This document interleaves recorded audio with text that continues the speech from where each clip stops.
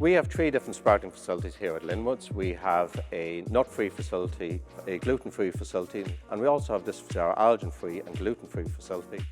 In our sprouting process, we have 5 different stages.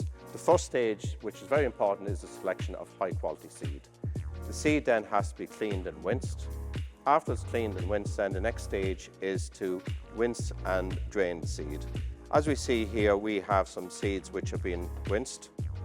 They're now drained in a system like this, which is a mesh. Once they're drained, they're then allowed to sit for a period of time in order to sprout. Here we have sprouted seeds, and you can actually see the sprout on the seed because it's still wet.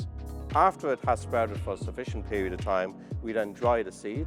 We dry the seed in order to stop it from oversprouting where the nutrients are exhausted, and it's a slow drying process.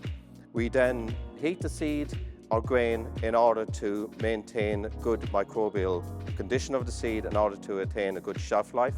After it is actually dried, on certain occasions we then mill the seed in order to produce sprouted flowers, etc.